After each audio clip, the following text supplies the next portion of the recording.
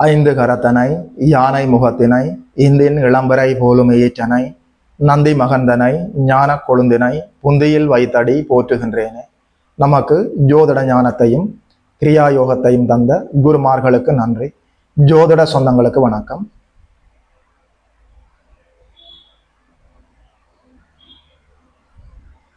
இன்றைக்கு இந்த பதிவில் மீன ராசிக்காரர்கள் பொருளாதாரத்தில் ஃபைனான்சியலாக உயர்வடைவதற்கு உங்களுடைய பிறந்த ஜாதகத்தில் என்னென்ன கிரக அமைவுகள் இருக்க வேண்டும் சொல்லி பார்க்கலாம். ஒரு குறிப்பிட்ட கோணத்தில் உங்களுடைய ஜாதகத்தில் எங்களுடைய ஜாதகத்தில் பொருளாதாரத்தில் முன்னேற்றம் அடைவதற்கான வாய்ப்புகள் இருக்கிறதா, காசு பணத்தை கண்களால் பார்க்க முடியுமா, இது போன்ற கேள்விகள் உங்களிடமிருந்து வந்தால் அதற்கான பதில்கள் என்னிடம் துல்லியமாக இருக்கிறது, பார்க்கலாம்.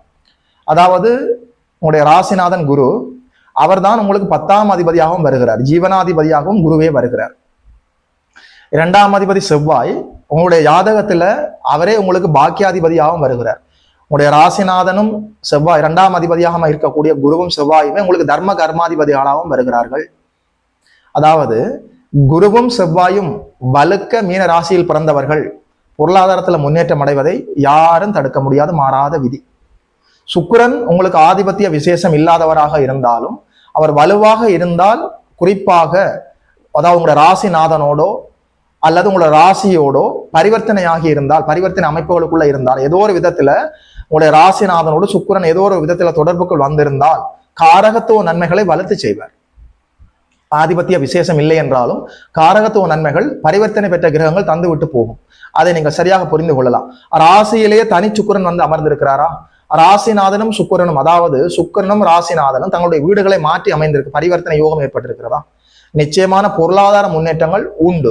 ஒரு மனிதனுடைய பிறந்த ஜாதகத்துல குரு என்று சொல்லி பார்க்கிற போது வைப்பு நிதி, அதாவது பேங்க்ல உங்களுடைய இருப்பு திட்டம் என்று சொல்லி பார்க்கிற போது பொருளாதாரத்துல உங்களுக்கு என்ன சேமிப்பு இருக்கிறது, இது குரு சொல்வார். உங்களுடைய பிறந்த ஜாதகத்துல அன்றாட தேவைகளுக்கான ரொட்டேஷன் மணி, அதாவது பணப்புழக்கம் என்று சொல்லி பணம் கொடுக்கல் வாங்கல்னு சொல்லி பார்க்கிற போது சுக்கிரனை குறிக்கும். ராசியோடு சுக்கிரன், ராசிநாதனோடோ ராசியோடு சுக்கிரன் பரிவர்த்தனை ஆகிற போது பணப்புழக்கத்துக்கு பண பற்றாக்குறையே இருக்காது. சரியாக நீங்கள் புரிந்து கொள்ளலாம். ராசியில குரு இருக்கிறாரா, ராசியில சுக்கிரன் இருக்கிறாரா, நிச்சயமான பொருளாதார முன்னேற்றங்கள் வளர்ச்சிகள் உங்கள் வாழ்க்கையில் உண்டு உண்டு உண்டு. அதாவது ராசிநாதன் ஸ்தான வலுவோடு ஆட்சி உச்ச வீடுகளில் எங்கு அமர்ந்திருந்தாலும், மீன ராசியில் நீங்கள் பிறந்திருந்தால் பொருளாதாரம் அதாவது பைனான்சியல் அந்த டிபார்ட்மெண்ட்ல எந்த சிக்கலும் வராது.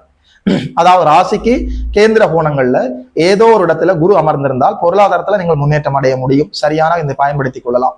அதாவது ராசிநாதன் உச்சம் அடைகிற போது ராசியை பார்ப்பார், 7ஆம் இடத்தில் அமர்கிற போது ராசியை பார்ப்பார், 10ஆம் இடத்தில் அமர்கிற போது அவருக்கு அது 10ஆம் இடம் என்ற போது ஜீவனாதிபதி ஜீவனஸ்தானத்துல ஸ்தான பலத்தோடு இருக்கிறார் என்று வந்துவிடும். அதாவது கேந்திர கோண அமைப்புகள்ல ராசிநாதன் குரு அமர்கிற போது பொருளாதாரத்துல நீங்கள் முன்னுக்கு வர முடியும், யாரும் தடுக்க முடியாது.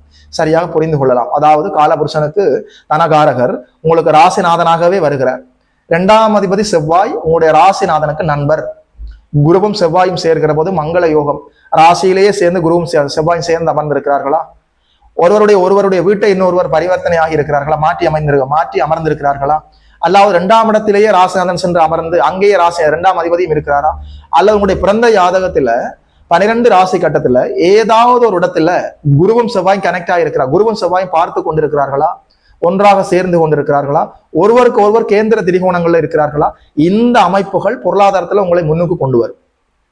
அதாவது அதாவது மற்ற ராசிக்காரர்களை விட உங்களுக்கு கொஞ்சம் கிரிட்டிக்கலான சூழ்நிலை, ஒரு சுவாரஸ்யமான ஒரு அமைப்பு பொருளாதாரத்துல உங்களுக்கு, அதாவது மீன ராசிக்காரர்களுக்கு ராசிநாதன் 10ஆம் அதிபதி, 2ஆம் அதிபதி தான் உங்களுக்கு பாக்கியாதிபதி 9ஆம் அதிபதியாகவும் வருகிறார்கள். தர்ம கர்மாதிபதிகளாக இவர்கள் இருவருமே வருகிறார்கள். எப்படி பார்த்தாலும் குருவும் செவ்வாயும் வலுவாக இருந்து விட்டால் பொருளாதாரத்துல நீங்கள் முன்னுக்கு வந்து விட முடியும். உங்களுடைய பிறந்த ஜாதகத்துல குருவும் செவ்வாயும் நன்றாக இல்லை ஐயான்னு சொன்னால் என்ன செய்ய வேண்டும், அவர்களை ஆக்டிவேட் பண்ண வேண்டும். அதாவது அவர்களை செயல்படுகிற நிலைக்கு கொண்டு வர வேண்டும். அதாவது குருவை நல்லபடியாக நீங்கள் ஆக்டிவேட் பண்ண வேண்டும் என்று சொன்னால் குழந்தைகள், மஞ்சள் நிறம், தங்கம், சொல்லிக் கொடுப்பவர்கள், குரு நிலையிலே இருப்பவர்கள், இந்த அமைப்புகள், வாழை மரம், இந்த அமைப்புகள் எல்லாமே குரு தானே. இந்த அமைப்புகளோடு நீங்கள் தொடர்புக்கு போகிற போது நல்ல விதத்துல குரு ஆக்டிவேட் ஆகுவார். ஏழை குழந்தைகளுடைய கல்விக்கு நீங்கள் உங்களால் முடிந்த உதவிகளை செய்யலாம். அதாவது ஏடிஎம் கார்டு யூஸ் பண்ணதை முதல்ல தலையை சுத்தி போட்டு ஏடிஎம் கார்டை தூக்கி வீசுங்கள், தப்பாக எடுத்துக்கொள்ளக்கூடாது. ஏடிஎம் கார்டு நீங்கள் அதிகமாக பயன்படுத்தி ஏடிஎம்ஐ அதிகமாக யூஸ் பயன்படுத்துகிற போது சனி ஆக்டிவேட் ஆகி விடுவார். விரயம் விரயம் விரயம். ஒரு 10,000 ரூபாய் பணம் எடுக்கிறதாக இருந்தாலும் 10,000 ரூபாய் பணம் தருவதாக இருந்தாலும் கொடுப்பதாக இருந்தாலும் பேங்குக்குள்ள நீங்கள் சென்று வருகிற போது குரு அப்படியே ஆக்டிவேட் ஆயிடுவாரே.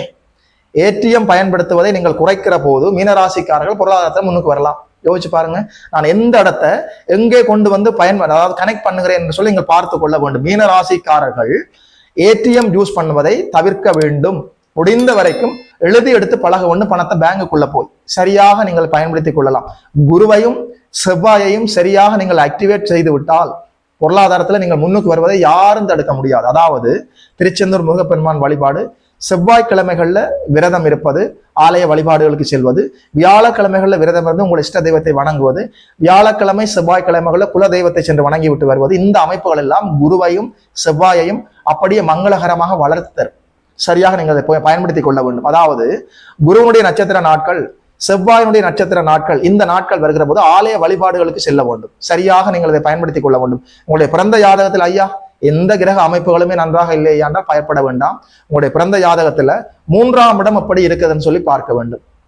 3ஆம் இடமும் 3ஆம் அதிபதியும் வலுக்க பிறந்தவன் யாருடைய தயவும் இல்லாமல் தன்னுடைய சொந்த முயற்சியால வாழ்க்கையில் முன்னுக்கு வர முடியும். குறிப்பாக பொருளாதாரத்தில் முன்னுக்கு வர முடியும்.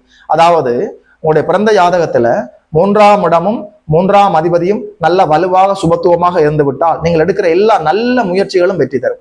தெய்வத்தால் ஆகாதெனினும் முயற்சிதன் மெய் வருத்த கூலி தரும். ஒரு மனிதனுடைய பிறந்த ஜாதகத்துல எந்த அமைப்புகளுமே நன்றாக இல்லை பொருளாதாரத்துல அமைப்புகளுக்கு. ஆனால் 3ஆம் இடம் வலுவாக இருக்கிறது, சுபத்துவமாக இருக்கிறது. 3ஆம் அதிபதி ஸ்தான வலுவோடு சுபத்துவமாக இருக்கிறார். இந்த அமைப்புல நீங்கள் பிறந்திருந்தால் நிச்சயமாக சொல்கிறேன், உங்களுடைய சொந்த முயற்சியால வாழ்க்கையில முன்னுக்கு வருவீர்கள். ஒரு நாள் இல்லை ஒரு நாள் பொருளாதாரத்துல கொடி கட்டி பறக்க முடியும்.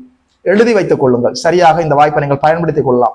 ஒரு மனிதனுடைய பிறந்த ஜாதகத்துல 2ஆம் அதிபதி எப்படி இருக்கிறார், 2, 9, 11ஆம் அதிபதிகள் ஏதோ ஒரு விதத்துல கனெக்ட் ஆகி இருந்தால் பொருளாதாரத்தில் முன்னுக்கு வர முடியும். இதைத்தான் மகாதன யோகம் என்று சொல்கிறார்கள். யோகம் என்று சொல்கிற போது குருமங்கள யோகம், சந்திரமங்கள யோகம், பிருகமங்கள யோகம், மகாதன யோகம், சிவராஜ யோகம், அனபா யோகம், சுனபா யோகம், மாளவிகா யோகம், எத்தனையோ யோக அமைப்புகள் இருக்கிறது. நான் சொன்ன இந்த அமைப்புகள் எல்லாமே ஒரு குறிப்பிட்ட பர்டிகுலர் வியூவில் 2ஆம் அதிபதி, 9ஆம் அதிபதி, 10ஆம் அதிபதி, தனகாரகர், குரு, சுக்கிரன் எல்லாம் எப்படி இருக்கிறான்னு சொல்லி பார்த்திருக்கிறேன். இதை விட எத்தனையோ நூற்றுக்கணக்கான வாய்ப்புகள் ஒரு மனிதனுடைய பிறந்த ஜாதகத்துல பைனான்சியலா முன்னுக்கு வருவதற்கான வாய்ப்புகள் எவ்வளவோ இருக்கிறது.